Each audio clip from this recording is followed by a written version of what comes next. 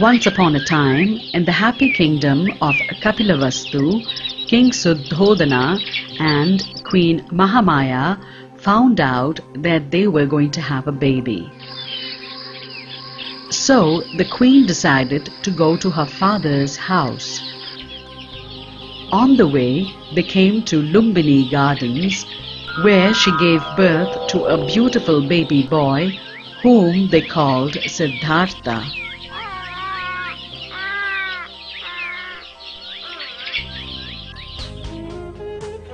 Sadly, 7 days later, the queen died.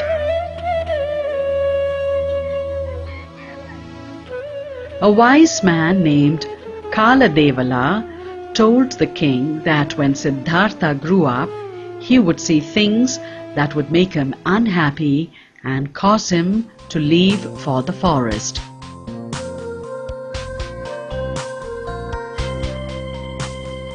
The king therefore never allowed Siddhartha to go outside the palace gates.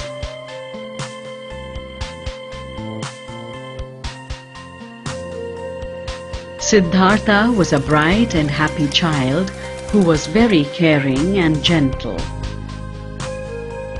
One day, Siddhartha and his cousin Devadatta were taking a walk.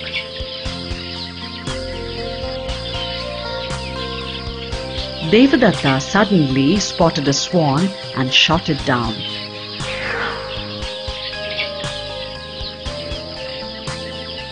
They then ran to see the wounded bird. Siddhartha was horrified to see the wounded bird. He pulled out the arrow and applied some herbs over the wound.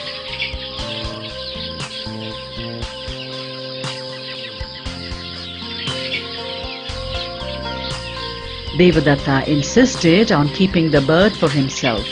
So they went to the wise man of the court, who declared that the swan belonged to the person who saved it and not to the person who tried to take its life away.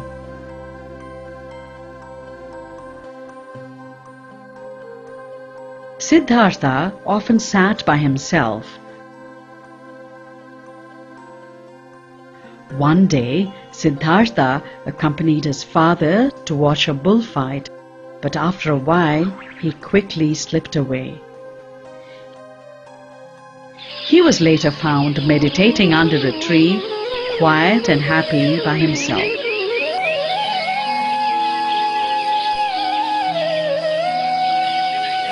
The prince grew up and became a young man. King Suddhodana got him married to the beautiful princess Yashodhara.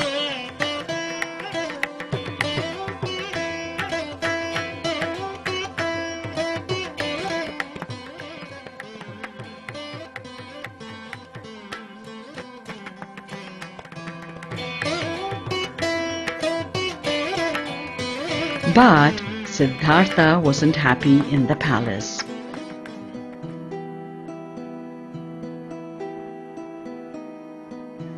One day he told his servant Channa, "Let's go for a ride outside the palace." On the way, the prince saw a man bent with age. The prince had never seen an old man before. "What is that?" he asked Channa. "That is an old man," said Channa. "We will all grow old one day, Prince." The prince was very upset and went back to his palace.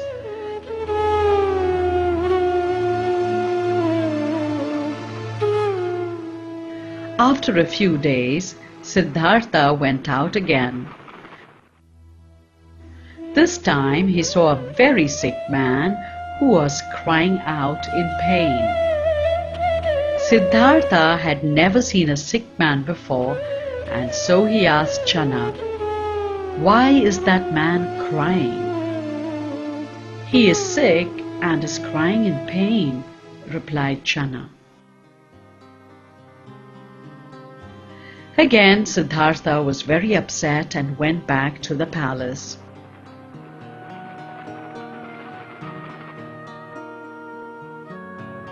The next time Siddhartha went out, he saw a group of people carrying a dead body.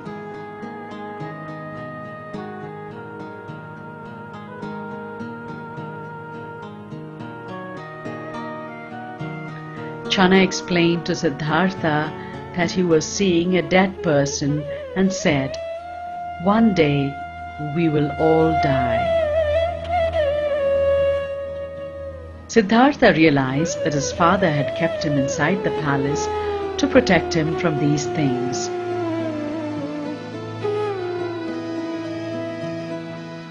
He asked himself, "Must we all become old, fall sick and die? Is there no other way?" Siddhartha went out again. This time he saw a man with a shaven head, wearing orange robes and carrying a bowl in his hand. The man looked very content. Siddhartha asked Channa, "Who is that man?" Channa said, "That is a wise man who has left everything and gone to the forest to seek happiness."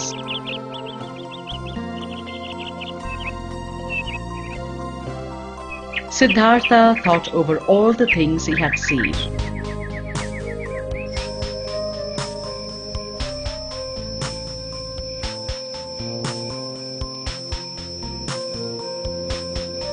He then decided to leave home in search of happiness. So, one night, while his wife and son Rahula were fast asleep, Siddhartha, along with his faithful servant Channa, quietly left the palace.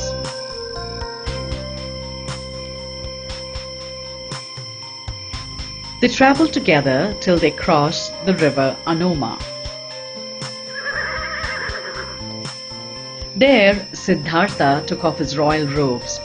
He gave his clothes and his horse to Channa to take back to the palace.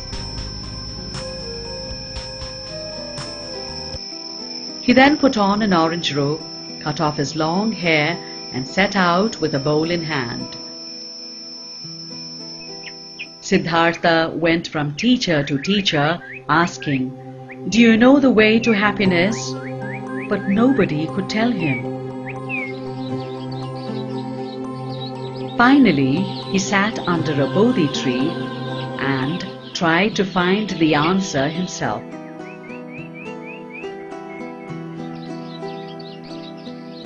Many days later, his quest ended. He had now become a wise man, and people called him Gautama Buddha.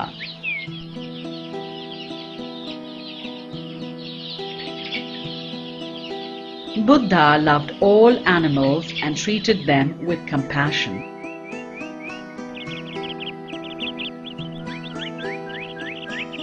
Once, his jealous cousin Devadatta sent wild elephants to attack Buddha. However, on seeing Buddha, the elephants bowed down before him.